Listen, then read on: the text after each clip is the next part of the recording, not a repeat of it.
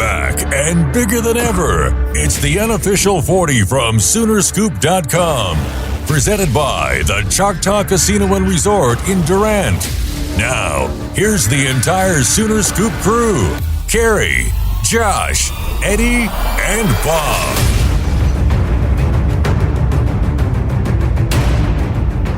All right, it doesn't get much bigger than this. It is OU Texas week, and we are here with you, Josh McCuistion, Eddie Radosevich. We are down Bob Prisbillo today, who has left to go be with his family. His grandfather passed away.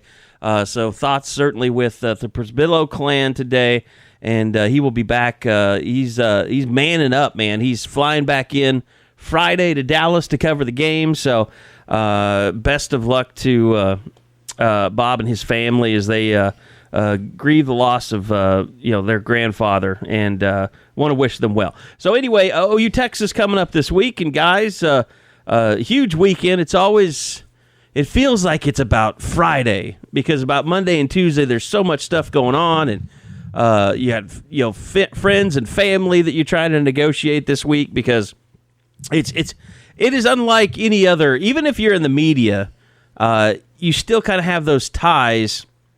I don't know about you guys, but Eddie, I know your parents are going down and you have a lot of friends down there, but it's like you're having to talk to so many more people during the week to kind of figure out where you're going to be, what you're going to do, how we're going to meet up, and because everybody kind of wants to, and you kind of want to have a little bit of a social life down there.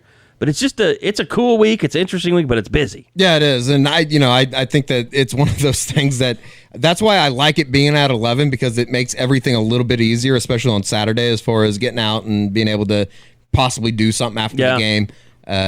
Friday, I'm not going to lie to you, I'm probably going to go have some beers Friday afternoon. I'm not going to a high school game down there. Sorry, folks.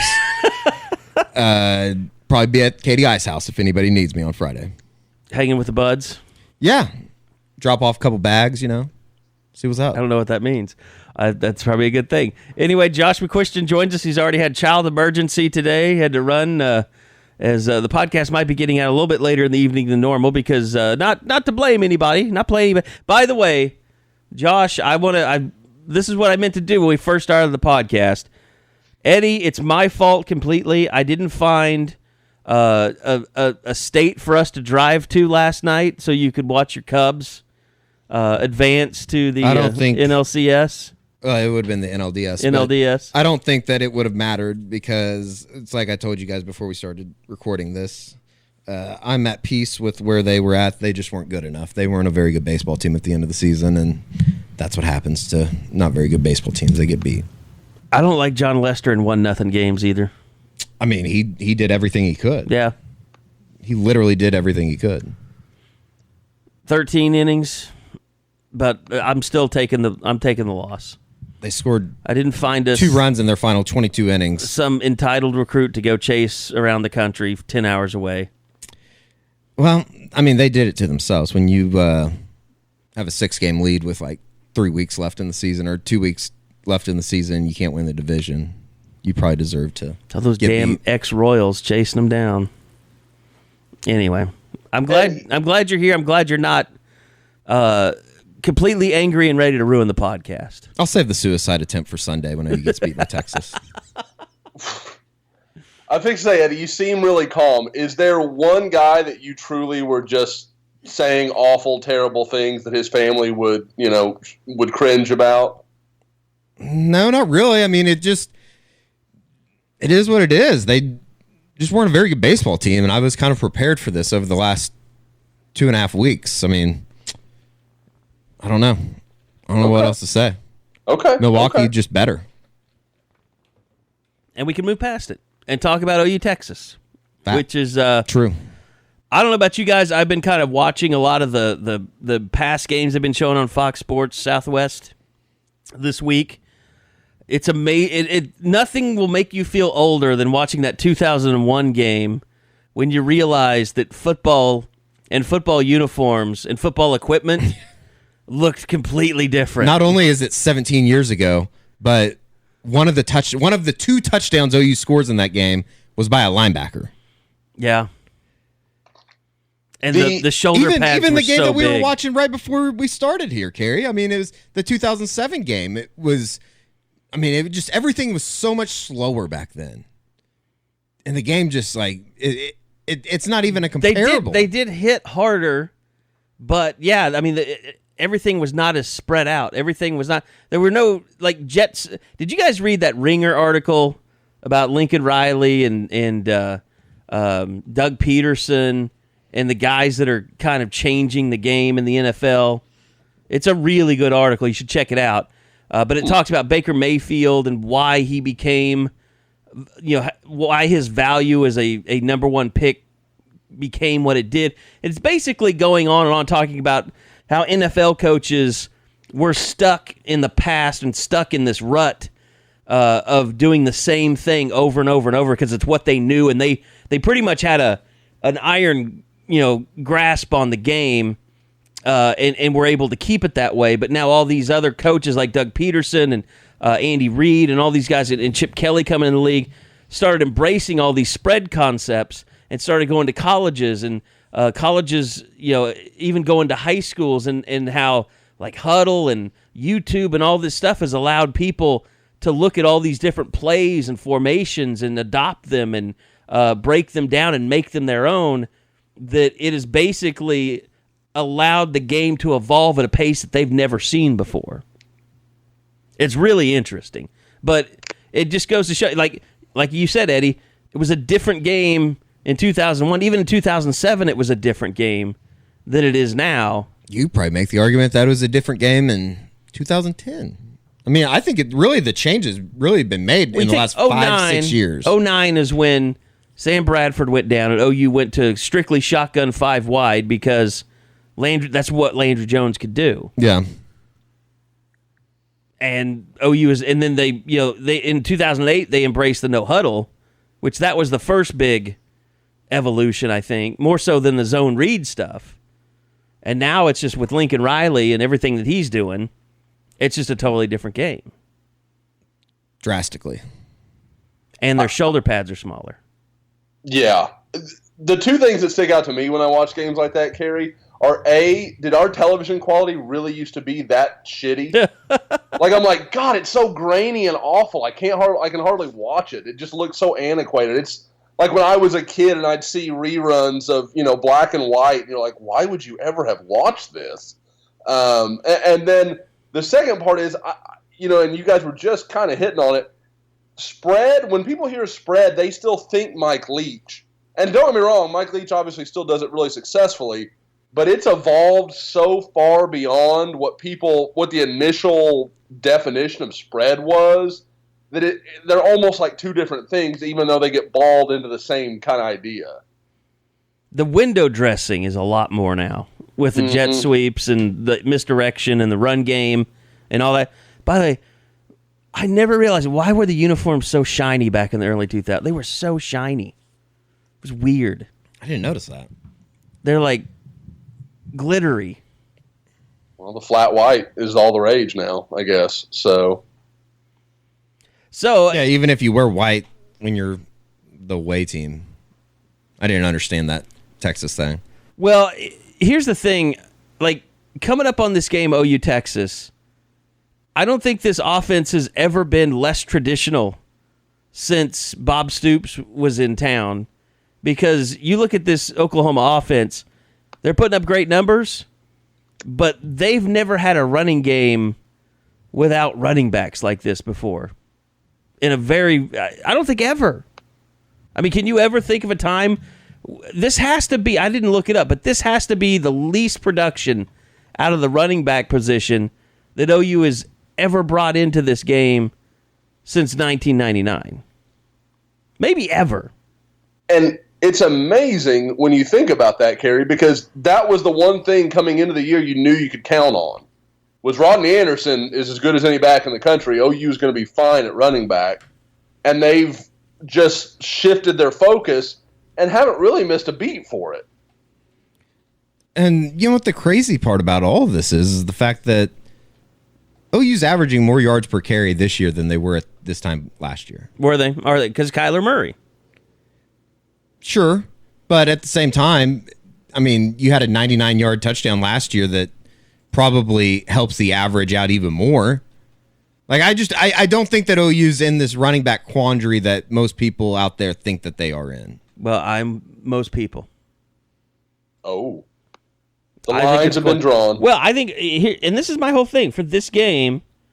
I mean, because Texas is a team that is able to basically play man up and not commit. They never have to commit too many people to the run game when they're playing Oklahoma. And this year, you look at the way Oklahoma's built on offense, why would you commit extra people to the run game? Well, you're asking to get beat by Kyler Murray with his arm, right? If you do, or his legs. I was going to say, I think Kyler Murray is the answer to that question, Carey. You've got, if you're not going to commit that many, that's fine. If you're going to drop, especially in man, when you're turned and focused on the receiver's hip, you're going to leave a lot of green space for Kyler Murray to run to. I mean, Trey Sermon has 301 total yards coming in this game. The next running back is Kennedy Brooks, and he has 12 attempts. 12 attempts! Hey, that's why he's averaging 13. Yeah. I mean, like, Trey Sermon's averaging 5.3 of rush. That's fine. That's what you want. But, I mean, it's just bizarre. I mean, Rodney Anderson is still their fourth leading rusher. He played one game or two games. 2 games, yeah. It is weird. I mean, I do think that, things are going to get ironed out. Bob wrote the article today talking about Kennedy Brooks returning home. I think he's either going to have a big day on Saturday, or it's just going to be, he'll have 4 or 5 carries, and it won't be anything big. Which I could totally see. Yeah, I could too. It's going to be interesting to see how they try to attack everything. Just as far as OU has been, offensively, they're putting up big numbers, but it's just been weird how it's all come together, I think, just in that, you have the big play threat still. I mean, what was it? CeeDee Lamb scores on like an 80-yarder last week. Marquise Brown scores on a big play.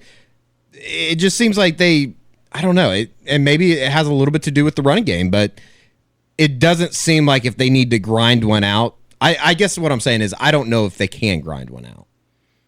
I mean, they've got, it's still fairly balanced. They've got 167 pass attempts. Or no, I'm sorry, 125 pass attempts on the season and 169 running attempts. So they run the ball more than they pass it, but also, 46 of that is from Kyler Murray.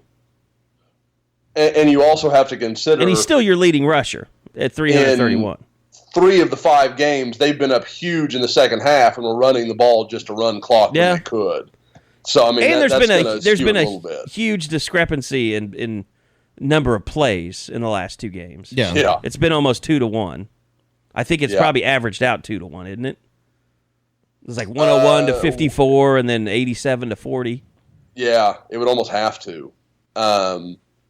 Guys, you're there. This is anytime Lincoln talks about, especially last year before Rodney really got going, you guys would ask him about, what is it that makes you think, okay, this is the running back we're going to go with? They went with Trey Sermon at Ohio State. Whatever the case may be. Just he clearly went for a while there, just game by game. Well, remember this time last year, Abdul Adams had just gotten hurt against Iowa State. They'd lost, and they were going into Texas with a big question mark over their heads at running back. Did Sermon start Yes. against Texas? I believe that's correct. Is that right? Hang on. I've actually got the game pulled up. I can. By the way, I'll let you myself. pull that up. I'll play something here from Trey Okay. Sermon that we talked about yesterday in terms of the running back position. The carries, are down, but we also see there's a lot of success in the passing game. Is that just something that you kind of live with right now, knowing that teams are kind of trying to take away the run? Yeah, I mean, it's not really too much we can do besides to just pound the ball whenever we get a chance. But, it seems like teams are playing us to stop the run. So, we just keep going, keep working hard. All of us in the backfield, every time we get a chance, we just make the most of it. I mean, you had the big play in the pass game, but will it make everybody kind of feel better if you do kind of get some bigger runs in the run game? I know Kyler's kind of been leading you in rushing at times, but to see Kennedy do what he's doing, would it be good for the group? Yeah, it would definitely be good for the group, and just really playing off the O-line, just making big runs. I feel like that's what Oklahoma's known for. I feel like we're RBU for a reason, and that's why. So, I mean, I know down the road that it'll definitely come. And maybe I'm just being a carnival barker here, but I just, watching this game over the years, we all know that Texas, they play good defense. They have a good defense. I don't think anybody questions that their defense is good. I worry from Oklahoma's perspective, and look at Lincoln Riley's first year. He lost this game because they blitzed a lot. They didn't establish a running game. They couldn't establish a running game. The passing game just wasn't there because they were able to drop a lot of people. I don't know. I mean, to me, the warning signs are there that a similar type of game offensively could happen. And we haven't even talked about the fact that Lincoln's, I don't know if he's alive right now. He's alive. He was at the ROTC ball run this morning. Okay. Unless that was a actor, which we could probably get into. There might be some of that. I mean, what are the conspiracy theories like? This feels really weird to me. It's contracted HIV. Okay, see, that's wow. I mentioned the C word this morning, and I felt bad about that. Cancer? Yeah. No, none of that is happening. Cancer or cunnilingus? He's just got a virus. He's just got a virus. I'm sure. I mean, maybe he's got bronchitis. Maybe. I mean, obviously, it's more than just a cold for him to miss his press conference and his coach's show. One of my favorite posts on the board this week has been somebody that posted, "You could tell on Sunday night on the coach's show he was coming down with something." That it was coming. He did do the Big 12 So funny. teleconference Monday morning. Teleconference. So Which what was a happened now in infamous between? teleconference. I loved it. It's funny. By the way, some people are in the media are upset now. So here's what happened. Well, Pranksters, and we'll get back to that, but a prankster called, 3 different guys called and asked stupid questions to Mike Gundy. Well, they weren't stupid. They were brilliant.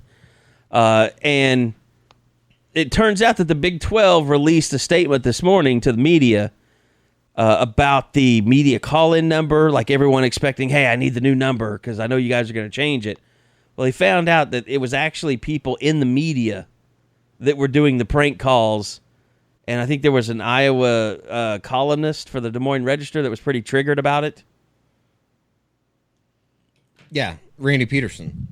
What's the guy's name? Eddie and I had shared a hive brain on this. Like, we were both like, dude, be like Al-Qaeda and just claim your kill. Yeah, you got to claim it. I don't know why somebody wouldn't claim it. It's weird not to claim it. It was really funny.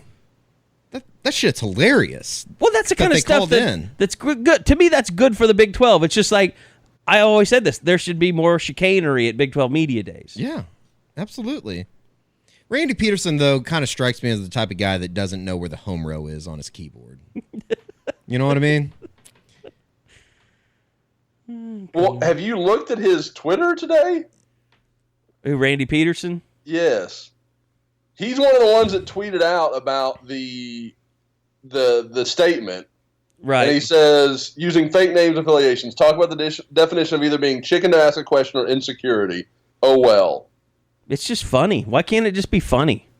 And then he says, Yeah, somebody said Oklahoma State media with no guts. And he goes, I know the Oklahoma State media. I'll bet you as much Diet Coke as you can drink that it wasn't anyone in the Oklahoma media market.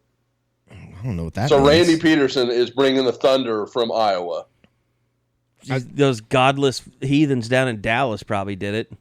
I just feel like he was kind of offended by it when, in reality, I thought it was hilarious. You know what? The Big 12 teleconference, they should get rid of it because it's worthless.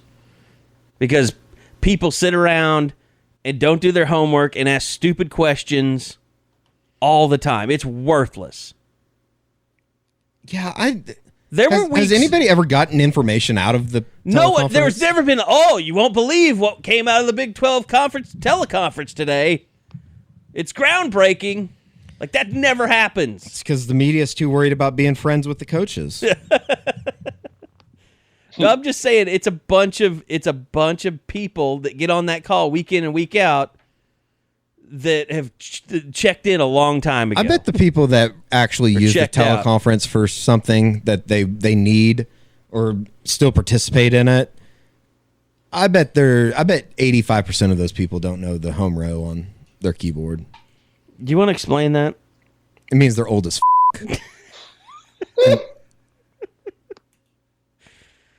They are building old people apartments downtown in Oklahoma City, Eddie. I saw that. That's on the other side of town, though. It's on the west side. I'm on the east side. So you're saying they won't be able to ride the scooters over to you? Oh, and if they want to, they can come over, but we can get a little Civil War going down there. I would say the average age of the people who get on the teleconference is probably... I'll just push them in the canal. It has already claimed one death this week. 2, didn't it? Oh, did it kill both of those? Well, I don't know if it killed both. They both went to the hospital. Did one of them die? I think so.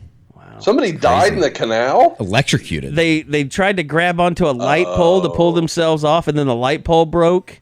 Which... Oh, man. I mean, there's a reason... The exposed wire... There's a reason why they tell you not to take electronics in the bathtub. I mean, I'm not trying to make light of it, but that's insane. It's an insane story. I thought like somebody drowned, and I was like, how the hell do you drown in the canal? Yeah, you can stand up in it, or you can stand on all the bicycles that are down there. Yeah, it's like that scene from Robin Hood, Men in Tights. Little John can't stand up in the little river. Yeah. That's a horrible reference, by the way. That's a great reference, I'll have you know. Carey Elwes killing it as Robin Hood. Mm-hmm. Elwes? Is it Elwes? All right, all you Oklahoma people, he's the asshole meteorologist in Twister. I know you've seen it. Don't pretend you haven't. He's also the bad guy in Days of Thunder. Oh, yeah. But he's Wesley in Princess Bride. Yes, he is. You're right. What was Russ Wheeler? Russ Wheeler, yeah. Yep. Okay, well, we got it out there. So anyway, he died in that tornado. He did. He did. He picked his truck up or his minivan up and killed him. But hey, Eddie, I'm not one of those people that just because he dies in a movie, he suddenly becomes a good guy. He was still an asshole. Oh yeah, no doubt about that. Mm-hmm. Yeah, I wonder who he is. I wonder who he would most be relatable to in real life. Carey Elwes, Mike Morgan, David Payne. Oh, I see what you're saying. David Payne. You think so? Yeah, he has blocked Emily Sutton, so I David Payne's the kind of guy, that would ignore Gary England's advice and drive right into a tornado. It's probably true. That's probably because he wasn't paying attention. He was just Gary screaming. England always throws shade at him on the Twitter. Yeah, I don't think Gary England likes him at all. I bet it's because he's a tanning guy, tanning bed guy. He probably has a selection of banana hammocks. Oh no! Probably. Well, I'll never get that out of my head. Great. So anyway, we were talking about the running back position. If we get back on tangent, since I'm the only one that can remember where we started when we went off on a tangent. But Josh, you were looking up some stats. Yeah. Well, the thing I wanted to ask you all before I kind of get into this. We were talking about Rodney Anderson not being the starter. Back. Yeah. Trey Sermon did start at running back last year. Just to tell you how much things have changed in that game, unless OU's, I guess unless their official starting lineup is incorrect, Ben Powers was starting at right guard and Cody Ford was starting at left guard, which obviously has changed substantially. Also, okay, I'll give you Mark Andrews is listed as a starting wide receiver in this group. Can you name the other two? One of them's a gimme. The other one, I'd be interested to see. Jeff Badette, because he had the big touchdown to start the game. He's not one of the listed starters. Really? Yep. You're really close, though, if that gives you any hint. Well, it wasn't Marquise Brown. He wasn't starting that game. It had to be CeeDee Lamb had to be one. Yeah, he's one of them. And A.D. Miller? Jeff Mead. Oh, God. If that doesn't tell you how quickly things can change. Marquise Brown could not start in that game last year, and Jeff Mead did. I think all three of us have done more than Jeffrey Mead has done for the OU football program. He's one of those kids where I get so caught because I love him as a person. Like, Jeff Mead's a great kid. You don't have to qualify. Josh, you don't have to qualify it. He was a shitty football player. Who is the bigger disappointment, Jeff Mead or Adrian Tennell? Tennell for sure. Mead was more of my I think this guy can be good. Like, I bought in when not everybody else did. Tennell, everybody thought that dude was going to be an NFL guy. Like, he was, I want to say, a top 50 guy in the country. He was a big deal. He was one of those guys I went and saw before OU Texas on a Friday night. Yeah, that's right. I remember that. And I was just enamored with the kid. I mean, He led Irving back, an Irving team that all their coach wanted to do was run the ball until they got 14 points behind with like 2 minutes left, and then they just started throwing jump balls to him, and he almost led him back to a victory. And I was just like, this kid's going to be awesome. And he didn't do jack shit. Wow. So in that game, OU Texas last year, Sermon had 20 carries for 96 yards, pretty solid. Rodney Anderson had 10 carries for 48 yards. Baker Mayfield was your third leading rusher with 7 for 27. Okay, so say that again on the rushing. So you had Trey Sermon with 20 for 96. Rodney Anderson had 10 for 53. For 48 with a score. And Baker Mayfield was your third leading rusher with 7 for 27 yards. Yeah, and I want to say at least 20 of those came on one drive, because didn't Anderson score? He scored on like a 15-yard run. Yeah, he had the longs. Baker had a 16-yard run. Anderson had a 21-yard run, which is almost half of his total. Yeah. And Sermon had a 20-yard run for his 96. It's, going back and watching some of that game from last year, I kind of had forgotten that OU jumps out to a 20-0 lead, and then all of a sudden it's 20-10 at halftime. I had really forgotten that. Somebody mentioned, I think Guerin might have mentioned in the press conference, like, that's right. They did jump out to that huge lead. I totally had forgotten.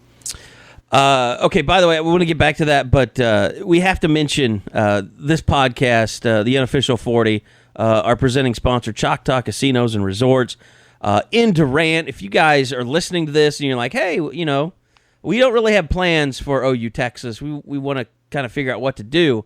It would not be a bad idea for you to call Choctaw Resorts at 888-652-4628. That's 888-652-4628. Book yourself some rooms there for Friday night. You can get up early and go down to the game. You can come back on Saturday night, or just go down to the game, come back on Saturday night, head over to Durant. They've got great restaurants, the 1832 Steakhouse. They've got Gillies, a great bar. They've got a great sports bar in the district called Tailgaters. The district has a movie theater, bowling alley, sports bar, and it is a fantastic facility. Great gaming. They've got dice. They got craps, roulette, great poker rooms. It's just an unbelievable place to go and spend a weekend, and a lot of great upcoming concerts as well, but the Choctaw Grand Theater, great place to see a game. They got Rodney Carrington coming out in October 19th. Also, Alice in Chains is going to be there October 21st, so a lot of great events and concerts coming up. Dierks Bentley going to be there December 1st. So check them out, ChoctawCasinos.com. Book a stay. You will not regret it. Everybody talks about the big place that's there on I-35 that we see every time we go down. I'm telling you, I've been out there to Choctaw, Durant. It's every bit the marvel that you'll find anywhere else in the state for a casino. Just a great place and a great sponsor of the podcast. So check them out, ChoctawCasinos.com. All right, so coming up, OU's defense, I want to get into that a little bit. You've got a Texas team that has kind of your worst nightmare in that they've got 2 6'5" receivers. You got Parnell Motley, you got Trey Norwood, you got Trey Brown. We talked to Trey Brown yesterday. Won't be a problem if Trey Brown plays. You're saying that will not be a problem if he plays. Right. Who does Trey Brown replace? I don't give a He has to be on the field. But who does he replace? Does he replace Norwood or Motley? That's a question. Gun to my head. I mean, you're just going to ruin the podcast if you're going to say I don't give a bleep about everything. Well, I'm not doing that. I mean, come on. I'm just saying, I'm forcing you to answer. I would go Norwood. I'd go Motley. God. No, wrong answer. I'm sorry. No, they never throw to Norwood's side. And OU is very lucky. Well, I mean, I would think if he's as bad as if he was as bad as you think he is, you would think that they pick on him and not Parnell Motley. You would think. I don't want to see Norwood going up against 6'5" receivers, though. I say my bigger problem is not that Norwood's not good in coverage. I think he's fine in that regard. But if you go to him and if you can find an opening to get him one-on-one, he can't tackle anybody. I mean, you say that, Eddie. I got into this fight with people on the board. Trey Norwood gave up 2 receptions to Hakeem Butler in the first quarter of that game, and he missed the tackle on both of them. Like I know that Parnell Motley had a bad game. He didn't score on either because they were short routes. I'd give up the short routes than give up the 60-yard touchdowns. Well, they didn't throw the short route. They kept going deep every time they went to Parnell Motley. But he couldn't even defend the short route. I'm just saying if Trey he was Norwood as bad as people think he is, the least physical out of all three of those guys. And I'm not saying that Parnell Motley's physical. He's clearly not. Right. But he can fight and go up in a one-on-one situation and hold his own a little bit. He proved that as many times as he didn't prove it against Hakeem Butler. I don't know. If he was as bad as everybody says he is, I don't understand why teams don't pick on him like they pick on Parnell Motley. Because they're stupid. Because not every offensive coordinator is a genius. I just think that they're headed for trouble with Trey Norwood in this matchup. If they start Trey Norwood and Trey Brown, I think it could be trouble. It could be trouble with Parnell Motley, too. I'm not dismissing that. Trey Brown had twice as many pass breakups against Baylor as Trey Norwood has all season. Yeah. That's insane. But again, he's not a pass breakup guy. He's a stopgap guy. He is there to stick on a receiver and try to get him to not catch the ball. But once he catches it, he's kind of screwed. If I'm Baylor last week, I am literally running bubble screens to Jalen Hurd over Trey Norwood all day, every day. And just make Trey Norwood try to make that play. Because Trey Brown's not dragging down Jalen Hurd by himself, much less Trey Norwood. He'd have been roadkill. It's, I don't know. The thing is, I feel like I can see it. But everybody else likes to throw out there, even Eddie. Well, why don't they throw at him if he's so bad? I think it's going to go bad. I truly don't understand that. I think it's going to go bad once they figure this out. Well, think about Jordan Thomas, Eddie. Everybody stayed away from him for a while. Yeah. And then they started going at him, and all of a sudden, he's not nearly as good as we all thought he was. And I'm not throwing that at OU fans. That's on me, too. I thought Jordan Thomas was a good player. Yeah, we all were there. Yep, and clearly we were wrong. So... I mean, really, Zach Sanchez and Aaron Colvin are the only two corners that you can think of in recent memory that you could trust. Yeah, I mean, who would be the one before that? Like Reggie Smith? I mean, does it go that far back? I don't know. We were watching that 2007 game, Josh. I don't know if you've seen that one replayed recently, the OU Texas game. Mm-mm. But that was the game where Jermichael Finley had a huge game over the middle against Ryan Reynolds, and Ryan Reynolds was dead to about 95% of OU fans after that game. Yeah. Never recovered. His reputation never recovered from that game. And OU won that game. Is it? No. Which was it? Oh, it was 2008 when he got hurt. Yeah, when Brandon Crow came in. And Brandon Crow came in, and Brandon Crow, the poor kid from Comanche, just never. Not your fault. Not your fault, Brandon Crow. Yeah. That'd be like, you got thrown into an unwinnable situation. It'd be like asking me to step on the OU basketball team. Brandon Crow is a little bit better than you. No, yeah, obviously, but it's an unfair situation. Yeah. It was an unfair situation. It was an unfair ask. If Eddie was going to be like the number one receiver for the intramural champions, you're not going to win that way. Right. That's maybe the way to say that. Right. So, Eddie's a good possession receiver, but not ready to be the number one guy. So, do I not get some credit because I was the one that got into the fight with you guys about if there was anybody I was going to move to safety, it would be Trey Brown? Well, he hasn't moved to safety. But I'm just saying, to me, he is by far the most physical player in their secondary. I think we were all saying that. I felt like I was getting. Maybe I'm confusing my radio pals. I don't remember. I mean, we've all been pro Trey Brown, get him on the field, right?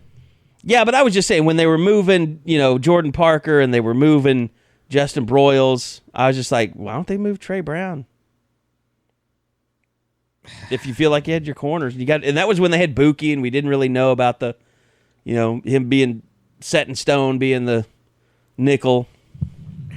Regardless of if you think Brown is supposed to start this week, and I know we all do. What Someone would you be say fired the odds if he that actually happens is 10%? I would hope it's more than that. Really? I mean, there was this argument on the board about whose job is it.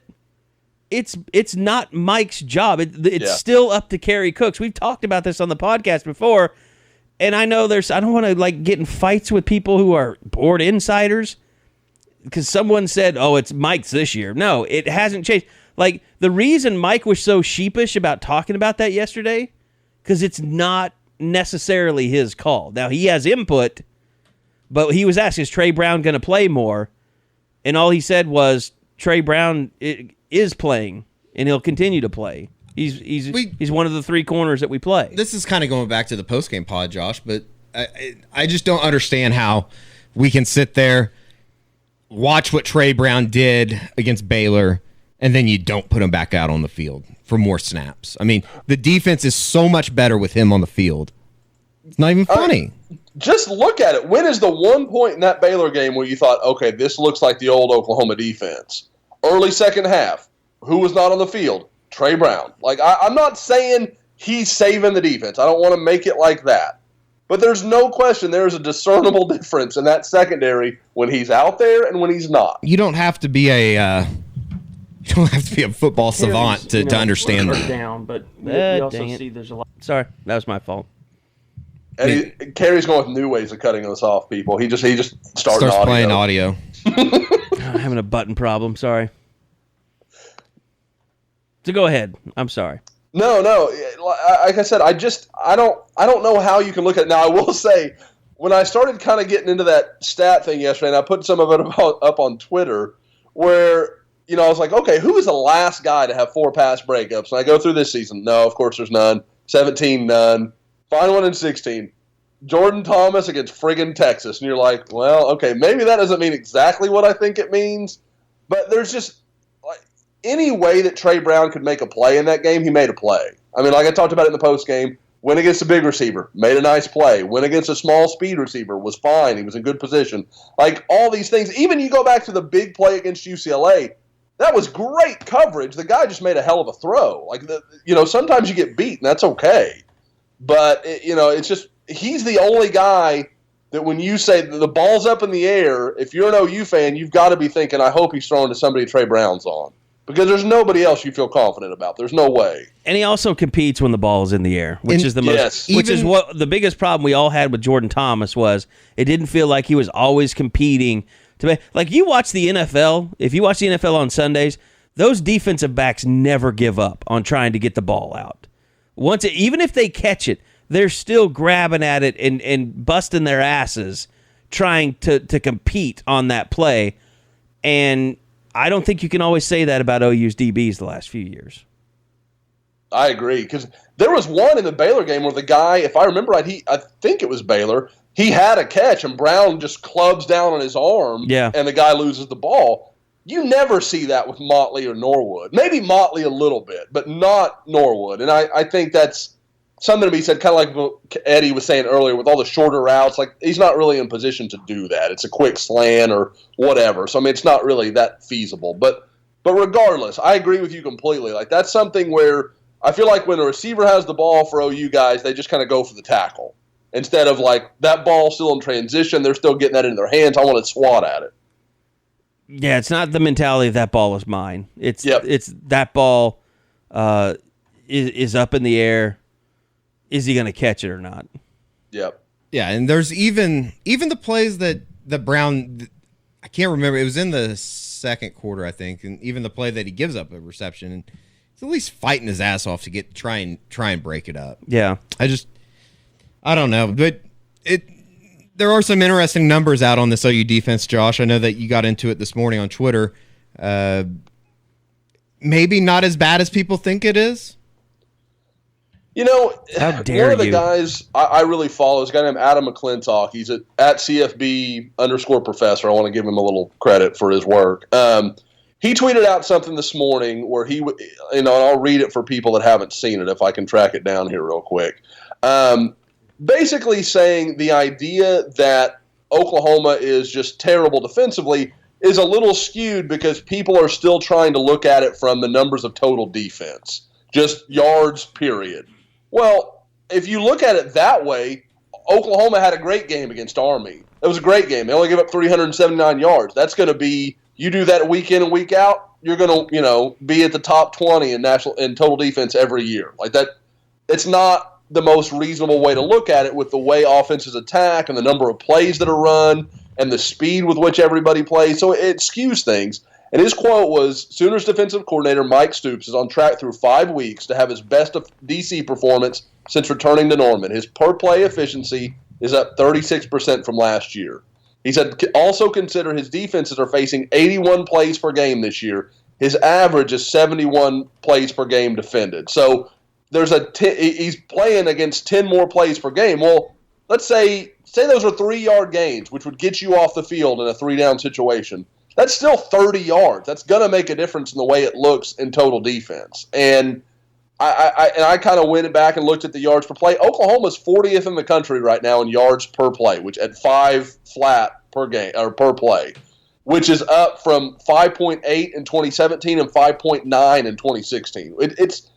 It's kind of why I think in the pod we've gone so back and forth because, yeah, there's these numbers over here that are telling me this isn't good. This is a problem. And then you look on the other hand and you're like, there's no question to me the run defense is much better. The front seven is better. I don't know if that translates to a good defense, but I actually see signs of life this year. Right. And I think that's... Well, in the Baylor game, I mean, let's face it, we had a pod before that. We all said if Baylor does this or that, we will jump on board and it was a big game. Question whether Mike Stoops should be here anymore. It was 28-6 with the final seconds running out when they kicked the field goal. I don't think you could look at that first half and say the way they dialed up pressure, the way they defended, tackling still wasn't great. But overall, that Baylor team came in 28th in the country in offense, and they had 9 points at halftime. And you thought to yourself, this defense is playing really well right now. And it got skewed a little bit because they sucked when they came out of halftime for whatever reason. Oh, and don't forget, they gave up 153 yards in the fourth quarter. Yeah. And that screws everything up. And pissed Mike off. And, we're talking about playing probably, watching the kid, probably the third best quarterback in the league. Charlie Brewer's a good player. And they didn't give up any. I mean, like the year before, they gave up a 72 and a 73-yard touchdown to both Mims and I think Platt. Yep. There were none of those kind of plays against Baylor this year. And I'd say they had a better quarterback than Zach Smith that they had last year. Oh, for sure. And, you look at it, like you said, Carey, even if you want to include, obviously you have to include the field goal there at the end, 9 points in Big 12 and a half? You cannot tell me there's an OU fan on the planet that would not take 9 points, especially against Baylor that's got a quality offense in a half. Like that's the goal. So to come out and be like, well, we're mad, I get it. The second half didn't go as cleanly, and there's some reasons for that. And a big portion of it, like we said, was Baylor was kind of doing things against Oklahoma's second team and kept running plays when most people would have just got off the field. By the way, big game this weekend. I know a lot of people. Did that, don't you? Go ahead. Just want to honor God. It's Baylor. NCAA's getting ready to hammer him. I don't know why. They're playing for Jesus. Is that and by the way, nice segue, Josh. Happy birthday, BFJ, Trevor Knight. It's his birthday today. Special shout out. Also, coincidentally, Connor Knight's birthday as well. So happy birthday to him as well. Ooh, people forget that. Yeah. Poor Connor. All right. We're done. Go ahead. Can I read my sponsorship now? Yes. Oh, shit. Everybody knows OU Texas coming up. Tickets as hard to come by as ever because those burnt orange freaks think they really got a chance this year. I guess because they maybe all have concussions like their quarterback and forgot that they lost to Maryland. CTE joke. That's kind of out of line on this podcast. Anyway, tickets, very difficult. I just looked it up. You're looking at about $250. Well, here's what I want you to do. I want you to go download the SeatGeek app. I'm going to give you $20 off your first SeatGeek purchase by entering the promo code SCOOP. Why do I want you to go to SeatGeek? Because They've got hundreds of sites and varying levels of reliability that are out there on the internet. It's hard for you to know who to trust. That's why SeatGeek is the way to go. Plus, they're a proud sponsor of the Unofficial 40. I don't know, proud after this show. But they pull millions of tickets into one place. You can easily find the seats that you want for the price you're willing to pay. Don't go to Fair Park, with your hand out trying to find tickets. It's a terrible experience. You want to be able to have your tickets in hand so you can get in there and drink beer. It's an 11 o'clock game. Dude, go get your tickets right now at SeatGeek. Download the app. Get the $20 off with the promo code SCOOP. Be able to go to the game, get there, park, go in, drink your beer, eat your Fletcher's corn dogs. Enjoy yourself. You'll have to pay a little bit more unless you just want to wait. I don't know that you're going to get a $100 ticket to this game. I don't think it's possible, no matter how long you wait. It's probably the hottest ticket OU Texas has had in a while, I would think. I would say, and because those Texas idiots are making it more expensive. But I've got the app on my phone. It's great for concerts, too. If you want to get your $20 off, you want to go see Fleetwood Mac, who's playing this weekend at the BOK Center. Any of the great concerts that come to Oklahoma City, Tulsa, you can do that, too. You get the app. It'll check out your Spotify and your Facebook and figure out what artists you like and alert you when a concert that you're interested in is coming or a sporting event that you're interested in. So download the SeatGeek app. Enter the promo code SCOOP today. Get $20 off your first purchase and $20 off your OU Texas ticket. So whether or not you're going to leave the stadium happy, I'll say this. I've been surprised at some of the guys locally that feel like OU's going to win by 2 touchdowns Saturday. I just don't know that that's respecting the rivalry. Well, anytime that you can say OU or Texas is going to win easily, it's never that easy. The one thing that leads you to believe that is, or I think that maybe leads some to believe that, is just the fact that the trends in this game have pointed to when both teams are ranked, OU's won by 8 points or more. Mm-hmm. When Texas isn't ranked and OU is, which they have been in the last couple years, it's been under a touchdown game. Mm-hmm. I mean, that's so just both one of the, being ranked. OU when both are ranked, OU's won to win big, or Texas has won big, and then the opposite has happened when one of them isn't ranked. It's weird that this one is the first one in a while, though, that I think it's since 2012. Is that right? That both teams are ranked going into this one? I believe that's right. Yeah. So congratulations to both. I'm going to pretend like that's right. Well, I know that's right. It was rhetorical. It was an 8-point spread this morning when I looked it up. And it opened at 7.5. Yeah. So there's been some money, I guess, either side. But I don't know. You can talk about the sharps now. No, I don't know enough about that, but I do know which side I'll be taking. When did the sharps become like the buzzword around gambling? It's only been the last few years, hasn't it? Yeah, probably. I think it's since like guys like Todd Furman who's really, really good. I'm not taking a shot at him, but it's just they like to use those buzzwords a lot, I feel like. Well, I think he lives in Vegas, so he's... I would say... I think he ran the right now, Caesars. I would say Todd Furman is the foremost figure on sports gambling. Like, I think he's extremely good at what he does. I think he and Dusty do a show together, a podcast. Oh, do they really? Yeah. Well, I know that he comes on Dusty and Mark's show all the time. I know Late Night Lothario, Mark Rogers has known him for a long time. He is really, really good, though. And he is killing college football right now. Is he really? Yeah, absolutely. Doing a little bit better than Stu Feiner. I had to unfollow Stu on Instagram. He's just too much. It's just way too many Insta stories from him. Like, he Insta stories more than Barstool does. Yeah, he's all over the game, and he's just yelling obscenities. And showing you what he's eating. That guy has to eat at Smith and Walensky's more than anyone else on the planet. Yeah, and I mean, Smith Walensky, that it's good? It's very average. Yeah, I was going to say. Is that like going to like the Texas Roadhouse of nice steakhouses in New York? That's exactly what it is. It is the Logan's Roadhouse of nice of New York style steakhouses. It's funny. Instead of having peanuts on the floor, you just have whatever New York steakhouses have. It's pretty funny. It's nothing to write home about.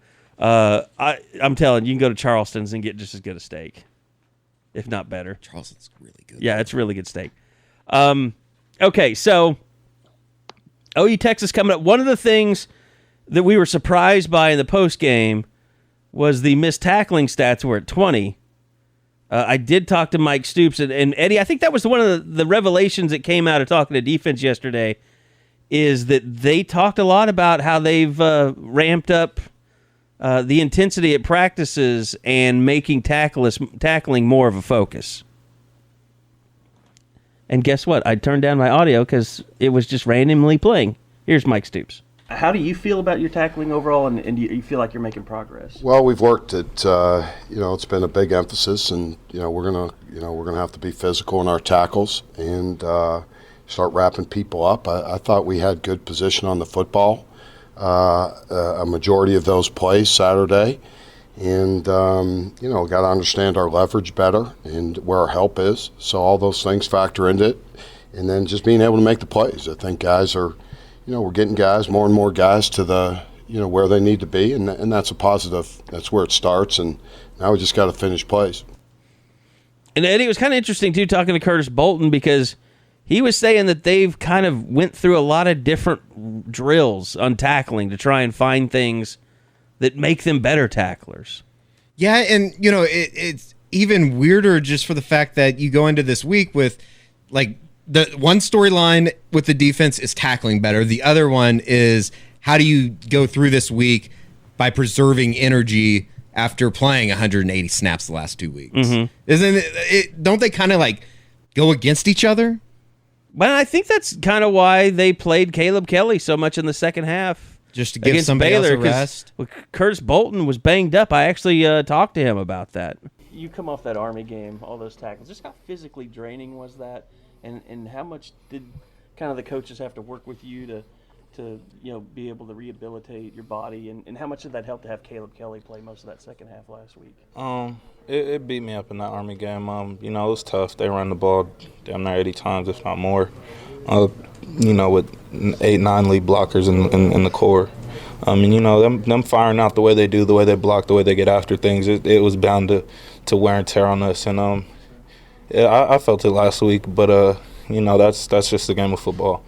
They did our coaching staff does a good job of letting you recover at the same time, keeping you locked in so that you're ready for Saturday. Because ideally, a lot of injuries guys deal with. You would sit out if I was just a normal person with a desk job. But there's a lot of things that I have to play through, and there's sometimes that, okay, I don't need to do this drill, but I for sure need to do this drill.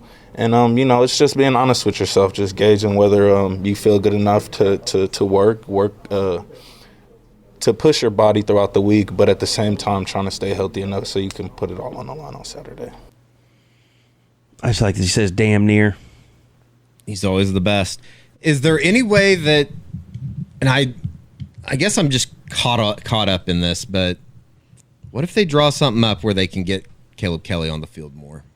I wonder the same thing. And I'm not saying that this whole redshirt thing has been a charade by any means, because I don't think that you would mess with the season like that. But I said last week, I think it's a mistake to redshirt him. He's not redshirting. It's just not going to happen. He's already played 3 games. He has one more game to burn. It's just not going to happen. I think if he redshirted, like I said, and he'll be a starter next year. Even if he has a decent year, I think he declares for the draft. Probably. I just don't understand what would the redshirt thing. I don't understand. If Devontae Lampkin can do it, Caleb Kelly can do it. Devontae Lampkin currently jobless. So is Jordan Phillips. Yeah, I saw that. That's insane. I guess he had a meltdown on the sidelines. Is that what? He was Twitter defending himself yesterday. Oh, really? Yeah. Go look at his TL. That. Josh, do you think it's crazy that they figure out a way to get Caleb Kelly a little play out there? Because just with the way that he played with energy-wise, and I know it was quote-unquote scrub time, but it was hard to not see at least a little bit of passion that he had out there on Saturday.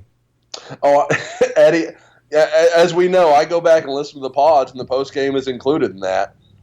I thought your comment about Caleb Kelly playing like it was the damn Super Bowl it's perfect. It summed it up. He was a guy that you could tell just wanted to be on the field. I mean, he's a guy that probably hasn't not played for whatever team he was on since he was a high school freshman, and even then he probably played for the freshman team. So whatever you want to say, he's used to not watching from the sidelines, and you could tell it showed. He got out there and he made some explosive plays and really just brought an energy that I think Oklahoma lacks at times. Now, I will say I think Curtis Bolton kind of embodies the same thing. Curtis is just real frenetic, and there's a lot of energy to what he does.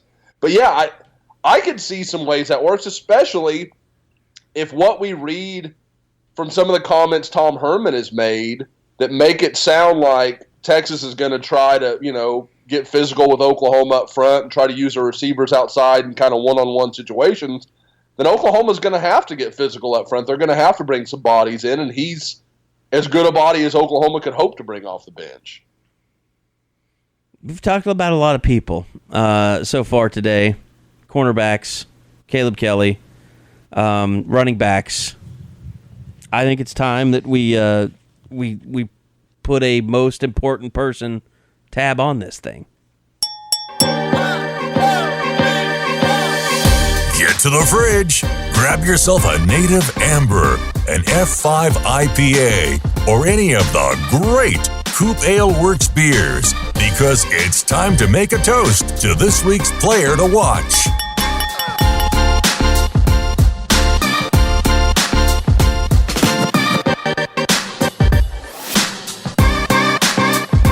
All right, it is time for the Coop Ale Works player to watch for this week against the Texas Longhorns, as all of us are getting our presidential alert on our phones right now. What does that even mean? You didn't know that this was coming? I mean, I saw that, and I kind of forgot about it, but I don't understand what that actually means. It's his line, direct line to everyone. Oh, like the actual president? Yeah. So he can send us, hopefully we're not going to start getting his tweets on those. I hope so. Anyway, I feel kind of disrespectful. Eddie's dead soldiers from Saturday night are sitting over there right next to him, his two F5 IPAs. But yeah, it is October 1st. I don't know if you guys have been to a liquor store yet, or your local. Well, Josh, this is not for you. You live in a state that is light years behind us in liquor laws.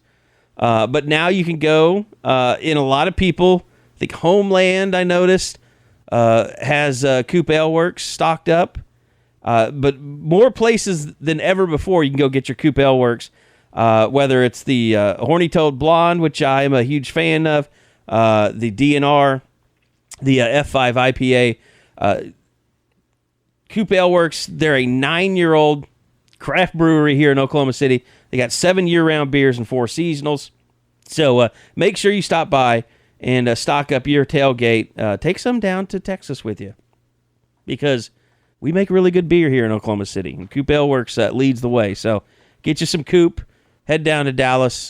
Don't party without it. Also, snap yourself a photo with your Coop and send it to us at Sooner Scoop, and we'll retweet it for you. So anyway, guys, I'm going to go not with a player. I'm going to go with a coach in this game. And here's me talking to him this week. This has been a series over the years. There was so much emotion involved that special teams can sometimes really, I don't know, decide the game, but you'll see a lot of crazy stuff in special teams. Is that just a thing of, generally, is that just kind of like emotions bring that out, or is that something the guys sometimes just plan for in a game? No, I mean, I think as a coach, I know when you're playing, when there's two really good teams going at it, it's a thin line between winning and losing, and one or two plays on special teams, one play can change the entire dynamic of the game. So I think you're going to have a lot of close games. Very rarely is this game a blowout, and you're going to have a lot of close games, and because of that, there's a play in special teams somewhere that's going to figure in and be the difference in the game.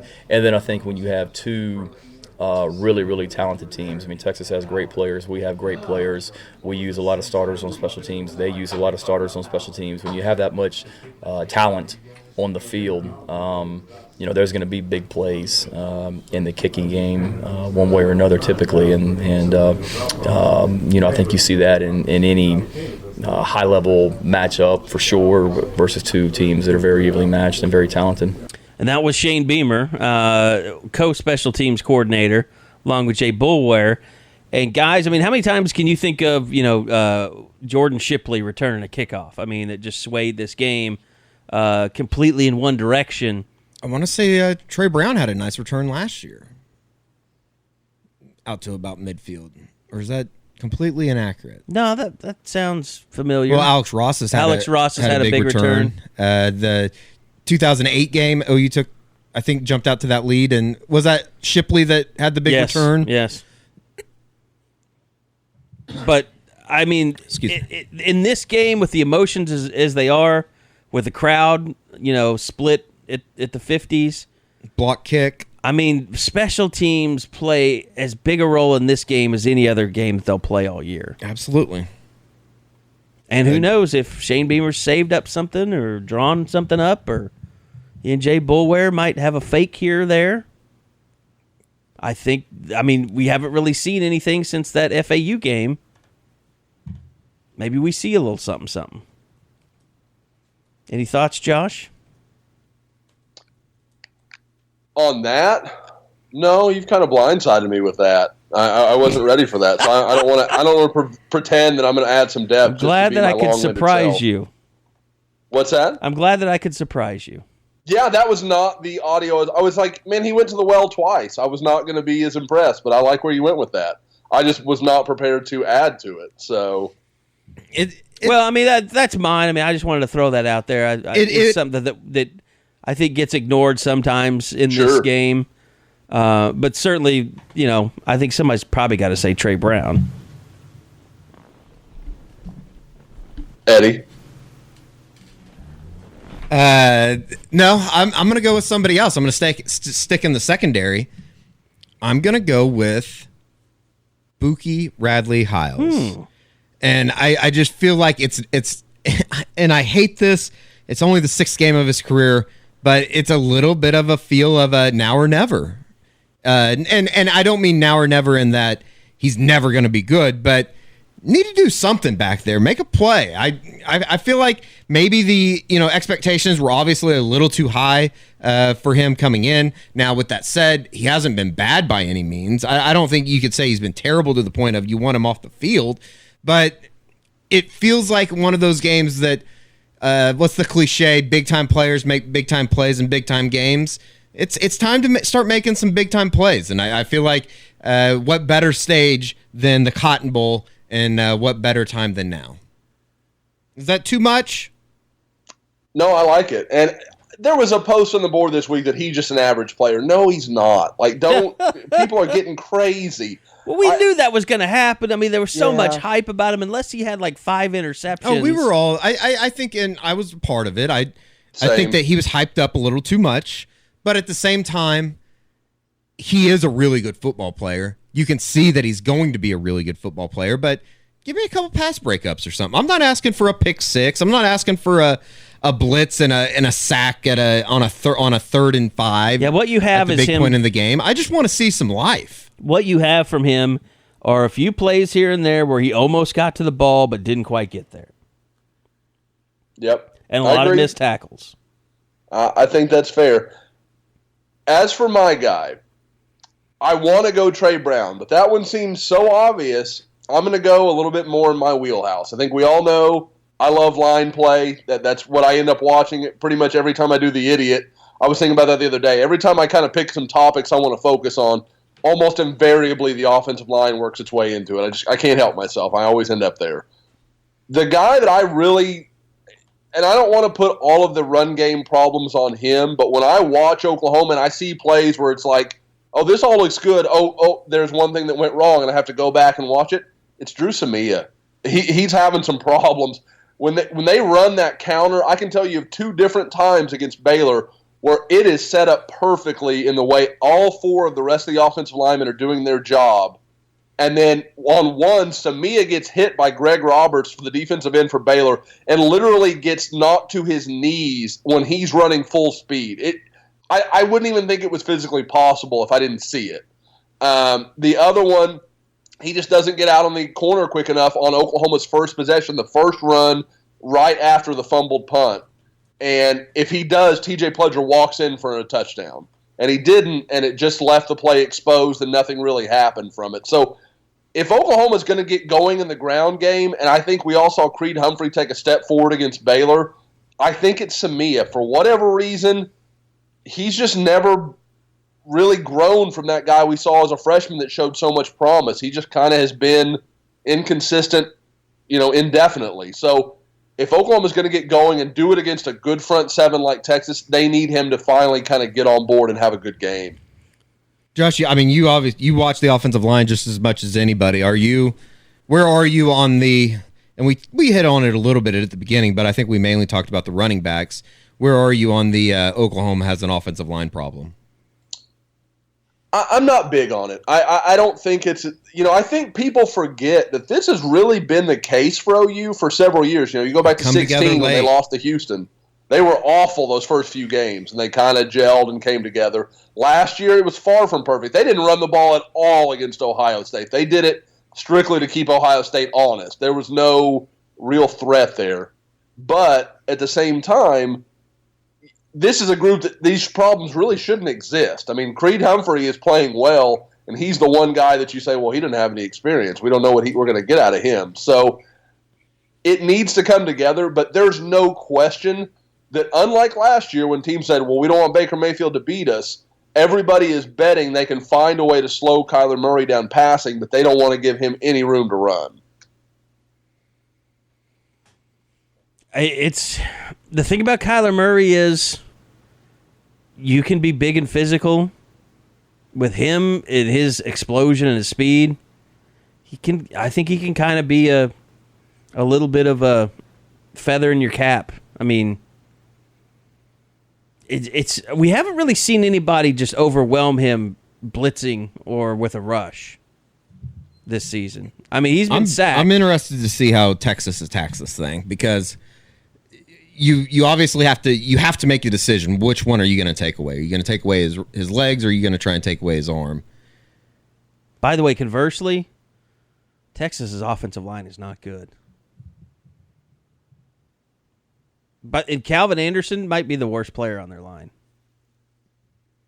Herb Hand got his work cut out over there. Yeah, because he's really good. He really is. But I feel like Herman sets himself up for this every year. He said the same thing coming in last year. We feel like it's coming together well. We like where this is at, blah, blah, blah. He was hyping that, like the offensive line had cured its ills in the offseason, and they look awful again. Yeah, they scored 14 points really fast on K-State, and one of the plays was a trick play. It was a halfback pass. And then they threw a little fade into the end zone from like 5 yards out, and then they didn't do anything really the rest of that game. I mean, they scored on a safety, and Kansas State just blanked them. I might try and watch that game back today at some point just for the fact I want to see what was the difference between the first half and the second half. I mean, it was an ass whooping in the first half for Texas, and then an ass whooping, it seemed like, in the second half for Kansas State. K-State just got more physical with them, wouldn't allow him to run the ball. They have a freshman running back that all the fans and media love, and they think they should play more. Keontae, what's his last name, Josh? Ingram. Carthage, Texas. Yeah, like everybody there is like flipping out that they're not giving him enough carries because they're playing an old. It's kind of like the. Probably like the Chris Brown, DeMarco Murray days for Oklahoma. But, I mean, that's something I think to keep an eye on is the Ingram kid, how many carries he gets. And every time it seemed like he came in the game, the offense kind of moved, but for the most part, they just couldn't get anything going. So, I mean, there's some really interesting matchups all over, whether it's the receivers versus the DBs, OU's defensive line against their offense. But, I mean, OU's defensive line, you can certainly say they're just okay in certain areas, but they're good enough to affect Texas with their offensive line. I don't know that Kenneth Mann's going to be back. The fact that Mike Stoops would not really address that yesterday, when he will generally tell you if somebody's like Yeah, I mean, day to day, and they're back to practice. Literally the week before, they told us that Marquess Overton and Tyrese Lott and Trey Brown were all 3 back. Right. But I do think that there's a little bit of gamesmanship going on this week. Maybe it's just because it's Texas. The Ben Powers stuff was weird. I know that he seems like he's projected into the right direction. I think he's going to play on Saturday. I'd heard even on Sunday that he was going to be good to go this week. That maybe it was more of a just, hey, let's hold you out, get through it with Alvarez. Well, I mean, it's kind of like with that Curtis Bolton thing. Like, they were trying to get through guys being beat up. Right. I'm surprised Kenneth Murray has held up as well as he has, to be honest with you. Just throughout the week, or from week to week, just because he's had 45 tackles over the last 2 weeks. Yeah, that's why. Yeah. And we've known that he was a guy that never practiced last year. Yeah. Found that out after the season. Yeah. Well, it's an interesting spot. I mean, OU's defensively, they've been out on the field for a lot of plays here over the last 2 weeks, and you would think that at some point it's going to catch up with them. Can you get through this weekend and into the bye week? Do you, Eddie, like, with an 11 o'clock kick, after it's all over with and you've done all your video, do you go out and have, like, a beer and a corn dog? Oh, at the on the way fair? out? Yeah.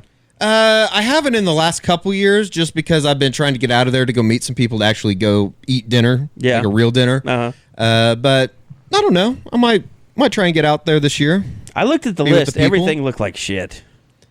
I mean, there's only to be honest, I've never really been a person that goes around and tries a whole bunch of different fried foods at the fair. I did that Even one year at the State Fair of Oklahoma. I don't do that. So I did that one year. I'll eat a corn dog and have a couple beers though, for sure. Because my morning radio people wanted to do that, and it was the most average crap food I've ever had. Like, they make such a big deal out of, oh, you gotta see what they came up this year at the fair. No, you really don't. And it's crap I wouldn't pay for on the outside. It's crap I'd never eat twice. Like, I was all excited one year they had, like, the Cuban sandwich egg roll. Just an egg roll with some pork in it. It sucked. And I'm not doing fried butter. Yeah, I'm out on that. Or fried Dr. Pepper. Out on that too. Not to mention it's like they pull the wool over your eyes with the whole ticket thing. And all of a sudden you're paying $9 for fried butter. And you don't even realize it. I think that's part of their plan. I mean, how much is a damn beer? I think that there's a 6-ticket line that I know about. But it's usually like location. 8 or 10 or something. Yeah. So anyway. Josh, when's the last time you went to an OU Texas game? The last OU Texas game for me would have been 2007, actually. That was the last time I went. Took Tiffany. She'd been to one before, and we were still, early dating at that point in time. So we went to that one. We were in the Texas end zone, and we ended up, and I'm in like a green shirt. Like, if you see that 2007 game, you can see me in certain shots because I'm the only guy in the whole stadium that's not in red or orange. Just didn't feel like you needed to do that. Oh, sorry. No, I don't have anything OU. Like, I don't have anything like that to wear. I know people think that that's like some myth. I don't have anything. I'll tell you what I do have. No matter how often I tell my family, don't give me OU stuff. I'm not going to wear it. I can't wear it even if I wanted to. Like, no, it's just not part of my wardrobe. I have an aunt that makes my dad look like a passive OU fan. She is really into it, and I will get like a black leather belt that's got like OU like metal, like it's like almost like superimposed onto the belt, like these little metal pieces that'll say OU, the little OU logos on them, or OU tie, or some crazy shit every year. I get stuff like that every year from my aunt, and I love her. she's one of the funnest people I know. But I'm like, I can't wear this. I'm never going to wear this. But every year I get something like that. Uh-oh. I just got followed too, Eddie. Are you talking about a former wide receiver? Yeah. Did you just get followed? Yeah. Looking for a I got pencil? followed about 4 minutes ago. Yep. Weird. He's going on a following spree. Mel Kiper Jr. just tweeted that Kyler Murray is one of the best dual threat quarterbacks I've ever seen. Interesting. Guys, I mean, I would love to argue with Cale Gundy's comment earlier this week, and the Carey, you may have that pulled up. You may be wanting to run that. No, I don't. But okay, but so you might explain it. Yeah. Like, I don't think he's wrong. I think Murray plays in the NFL if that's what he wants to do. I don't think anybody would take him seriously enough to make him their out-and-out number one quarterback. I think they'd find a gimmick or a role for him because I mean, it's just hard to believe that over the course of a season when a guy his size is going to have to take some hits, that he's going to hold up under NFL, athletes. Is he better than Lamar Jackson? Ooh, that's a good one. I want to see more. I mean, let's not forget that he hasn't played anybody right that has a real defense. I just don't want us to get into this thing of would he give up baseball and take a shot at the NFL? Look, the American dream is no longer to play in the NFL. If you have a chance to play Major League Baseball, you're going to make a lot more money. It's going to be guaranteed, and you're going to play a lot longer. Yeah, and you have a brain at the end of it. You're not going to be drooling on yourself when you're 60 years old. There's no reason in hell for him to jeopardize his baseball career to try and go play in the NFL. Especially when you know what your baseball future is. Football, it's like, oh, I got some people telling me I could be a second-round pick. Well, that's just what they're telling you. You're going to have to miss a whole baseball season to prove it. There's no way. Yeah, would he entertain the idea of trying to do both? Regardless, though, he's not coming back to OU. Oh, no. This is it. I think, though, that he could somehow fit in a way, though, that he goes plays baseball during the spring, and then, once September rolls around, or August or whatever, all of a sudden he's in a mini camp or in July with whoever. They say, come on in. We want to tickle you for a little bit. While we're on take season, what did you think of the take that OU has more to prove than Texas, Josh? Jesus. God, that's bad. That's and OU fans was immediately that the Anwar read take? this. Mm-hmm. Yeah, read this from Anwar from our Texas site, and he's a Texas homer. Carey, you know the deal. Like, he's a former NFL writer. Like, I think he's from Florida. Like, he has no affiliation to Texas. This is not some he thing. was a big name hire for their site after Chip Brown left.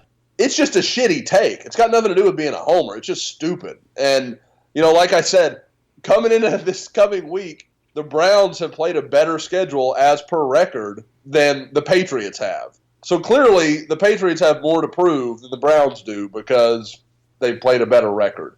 You can't just ignore the last 10 years when Texas has been basically useless and Oklahoma's been a national powerhouse. Like, you don't get to do that.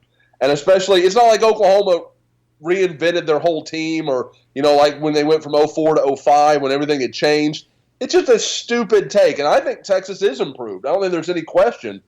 But I think we're all seeing USC's not particularly good. That win doesn't look like what it looked like when it happened. And even then, you kind of thought, well, maybe it's okay. But, I mean, Stanford just got housed by Notre Dame, and they squeaked by USC, and, Texas beats up on USC. Okay, cool. I mean, I guess. But TCU, again, a squeaker with Iowa State. I mean, so I don't know. Like, Texas is better. I think they're a top 25 team. They deserve all of that. But there's no question when you look at these two teams who has more to prove and more to gain out of this game, and it's clearly Texas. I think Ohio State might be a little bit of a fraud. Oh, did you guys see how they The football team or the university? Well, I mean, coaching staff. silence, Eddie, silence. the administration, they're just a bunch of soulless bastards. All right, Lanie, you can have one of these sandwiches if you can say hi to the guys. Hi. She wanted a peanut butter and jelly, so I told her I bribed her. So, That's Lanie, nice. come sit down. Let's talk about Building 7 for a little bit. oh no! All right, Eddie's been. I think he just hung up on himself. Or my internet went out, which is usually what happens. No, we're still rocking on the internet. Or at least I am. You're absolutely still there. I hit it too Okay, early. there we go. I muted myself because I didn't want you guys to hear me have to mess with the wrapper to open up her sandwich. So, Well, that's good. I'm glad we got Lanie on a podcast. yeah, Again. yeah. You know, her second year, so her second attempt. By the way, let's talk about the big decommitment last night. Mr. Haselwood. Yeah, for those that don't know, 5-star wide receiver Jaden Haselwood decommitted from Georgia last night. He'd been committed to Georgia for, I believe, 18 months. I mean, this is a long-time pledge. And really, it was one of those things where I know people that have followed recruiting for 20 years think, well, it didn't mean anything, because he was. He took an official to OU for the spring game. He's going to Miami this weekend, and that had been set up even before he decommitted. So, I mean, this guy was still going around and seeing places and doing all these things. So, I don't know that it meant a lot as far as it was going to impact the way he handled his recruiting, but I think it's an indication that I'm more open to other schools than maybe a lot of people had thought, because every time I would talk to our guys at our UGA side who are very well connected, they know Jaden really well, or Chad Simmons, one of our Southeast guys that also knows Jaden very, very well, you would hear a lot of talk that, you know, this is all good. He's going to go to Georgia. He's good buddies with Justin Fields, and all that stuff's going to work out. I think there are two things to think about with this. Is one, Justin Fields hasn't come in and taken away the job away from Jake Fromm like a lot of people thought he might. And I think that has some role. I don't think it's a big deal, but I think it has a role. They have been playing both of them, though. Yes. I know they've got kind of some packages for Fields, and they're trying to get him on the field, but the guy was the number 2 player in the country last year. A lot of people thought he was just going to come in and take the job away from Fromm, basically the way Trevor Lawrence did Kelly Bryant. But the thing that I think is more kind of notable is that and Haselwood mentioned a little bit when we talked to him in Atlanta, Eddie and I at the 5-Star Challenge, he kind of talked about wanting to see Georgia develop some elite wide receivers. And I know that's something he's heard from a lot of other schools, and it's something Georgia's had to fight against. I know, Chad Simmons has seen some of the communications he's had both with Georgia and other schools, and that clearly was a focal point of the conversation from both sides. And I think the fact that Georgia really hasn't been able to develop that, even this year with a guy like Mecole Hardman that's having a nice year.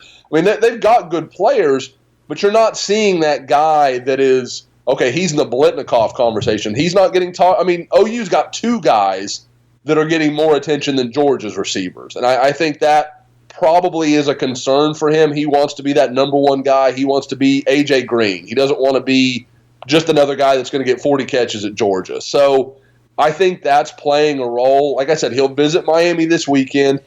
I don't know if he'll come back to Norman at any point. He's been several times. Again, for those that don't know, his dad grew up in Oklahoma and is an OU fan, so there's some connection there. There's some reason to think that works. And I know everyone immediately asks, well, OU's got 3 great receivers already. Jaden Haselwood's a guy you find room for. Like they're going to make that work if Jaden Haselwood wants to be part of this class.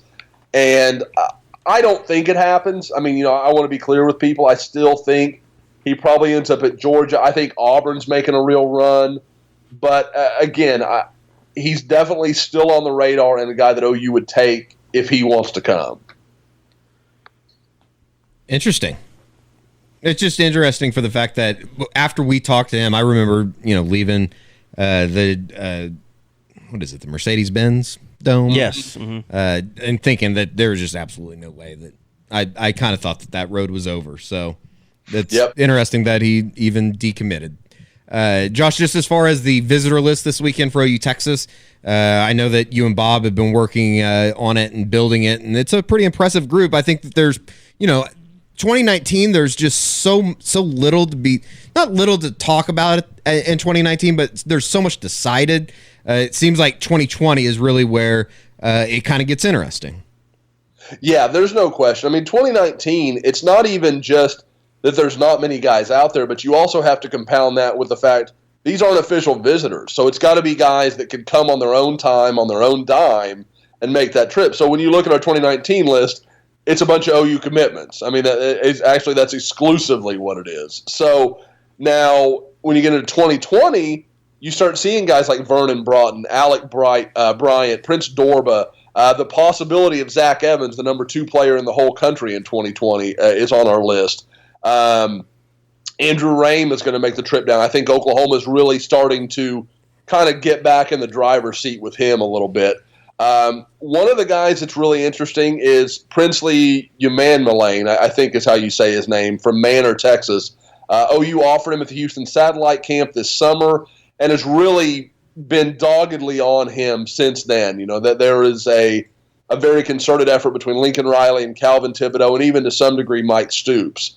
So he came up last weekend, loved his visit, was really pretty honest that he felt like OU was really kind of pushing him to get on board and go ahead and commit. And unlike when you hear that from a lot of kids, usually when a kid is willing to admit that, they say, oh, yeah, I didn't like it. It was a little too high pressure. He loved it. He thought it was great. I think he liked feeling the attention. And so he's going to come back up this weekend and go to OU Texas. And obviously the difference in environment from Baylor to Texas is going to be clearly felt for him. So I don't think he's going to pull the trigger. For those that don't know, Manor is a suburb of Austin, so there's a lot of connection to UT. But at the same time, I think Oklahoma really got in early on him and has made him a priority where he likes where he's at.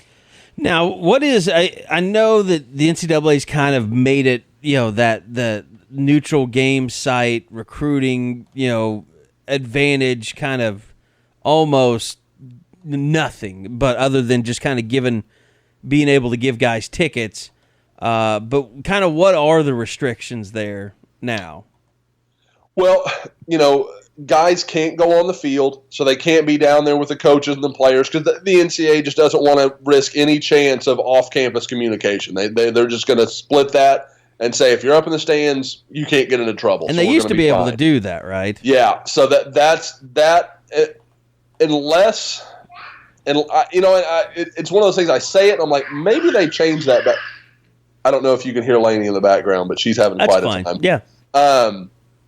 So you've got that going on, and then obviously, like I said, players and coaches or recruits and coaches cannot communicate. The players can't really, there's just zero. There's a line of demarcation. Like they can see each other. I'm sure there's head nods or waves or whatever because that's just life. But there's no guy sitting around talking. Princely's not going to come down to the field and talk to Lincoln Riley or talk to Calvin Thibodeau. So that's where it gets a little bit limited. OU is just selling the experience. Or Texas next year when they host. I mean, that's always the way this works. Just come look at this. You could play in this game. You could be a part of this and how cool this is.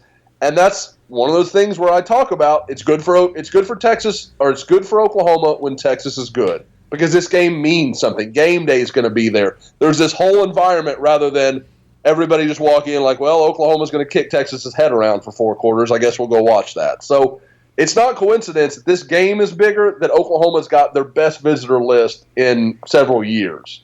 Do you think people make recruiting edits and print them out and then take them up to them in person? Probably. Kind of like that Geico commercial about the lady hanging all her friends on her wall. Yeah, lamer than the edits themselves are printing someone else's edits and handing them to the kid. That's no. I mean, you make your own edit. Okay, but then you print it out. Okay. At least if you do it, do your own. And that way you edits. can give it to them in person. You can friend them in person. You can follow them in person. I stand with all edit makers. No, don't. I think this is it's below me to comment. To address. I'm kind of happy Eddie said it's below me. The first time I missed the it's, and I was like, wow, well, we've gone there.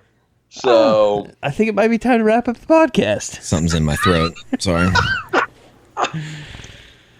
I knew that was a bad idea to bring it up. If we are going to end it, or at least I can chop Eddie off before he gets us in any real danger. Yes, please do. We also have last weekend's recruiting visits. The 4 official visitors. There's some eyeballs out there too. Yes, we have some Lincoln Riley eyeballs. Obviously, we've always been good about taking care of the kids. I don't want to give anything away, but we talked about it last week's pod, who I thought was the one guy that seemed pretty possible. That's the guy I would pay attention to. I think things went very well with all 3 of the other guys. Really, all 4 of the guys. Finley Felix, the big offensive lineman from Coffeyville, really liked his trip. I've talked to him a little bit. It sounds like he is still kind of – when coming in, he was like, I'm going to take more trips. I want to do all that. Now that he's left, I don't know that that's a certainty anymore. So I think we're going to have to play him by ear for about the next week, and we'll kind of see what goes on. Spoke to Jalen Catalon at length, the Rivals 250 safety from Mansfield, Texas. Really enjoyed his trip. His host was Robert Barnes. Those two, kind of from similar areas there in the Dallas-Fort Worth area. And really, sounded like Barnes really gave him a good pitch, made it feel like, home for him. And I think he really hit it off with the coaching staff, who told him, we feel like you can come in and be our nickel very early on. So it makes you wonder if Oklahoma still doesn't have some further plans with how they want to move guys around and make some changes. The 2 that are harder to track are Kenny McIntosh, the running back from Fort Lauderdale, and Jordan Battle, the safety from St. Thomas Aquinas. Everybody I talked to made it sound like everything went really well with Jordan Battle, but no one has a read on him because he's just kind of a quiet kid. He doesn't tip his hand too much. The phrase that I heard that was really literally the best thing I heard was Oklahoma got some good vibes from him. So that's all you have to go on right now. With McIntosh, I think Oklahoma thinks they did really well. I think they think that trip went really, really nicely for them. But the kid is from Fort Lauderdale. I mean, he literally grew up in the shadow of Miami. He's got a ton of friends that are there at the U. I think even if it went really well, it's just hard to imagine a scenario where he doesn't end up playing for Mark Richt. All right. I think that's going to do it for this edition of the OU Texas Choctaw Casinos Unofficial 40. It's a bye week next week, so if it's a loss, you may not hear from any of us for a while. Is everybody picking OU to win? I think you'd be dumb not to. Not just because we run an OU website. They're an 8-point favorite. They've got a really good quarterback and a really good offense. We don't really know about the defense.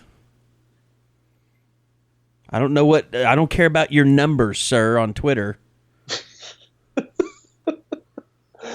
Still can't get off the field on 3rd down. Doesn't matter a point possession, and you and your legion of wacky numbers haters, mathematical talk. Why do you have to hate the numbers, Carey? I'm just channeling Jared right now. I'm going to do, for those out there that aren't members, I do a big breakdown for all the big games called Under the Hood, where we're going to break down all of Texas's offensive plays, what they ran formationally, a lot of their top players. We'll do some interesting matchups that are going to come in the game. I'm going to actually look at the Texas-TCU game because I think there's some similarities in the way TCU went at Texas, so you can get kind of a good look maybe at what they might do with Oklahoma. But I haven't really gotten into that yet. But before going into that, I feel like Oklahoma's probably a, 28, not 28, probably 31-24 kind of winner, something like that, maybe 31-20. I just don't think Texas can keep up offensively. But again, maybe I'll see something different in Under the Hood. You guys think OSU probably beats Iowa State, but there's a good chance Iowa State could somehow win that game? What's the line on that? People talk about not knowing what is going on with OU. I have no idea what's going on with OSU. I think it's because you don't have any idea what's going on with Taylor Cornelius. Yeah, and I think the worst thing that could have happened to Oklahoma State happened in him play well in Lawrence. I agree. It's going to be interesting. Let's see. Iowa State is good against the run. OSU's favored by 10. Wow. Boy, I think I'd take Iowa State. Hey! Yeah, that's my sick child. Can't you tell her sickness is just pouring out of her skin? You're going to get She truancy immediately stopped officer. smiling.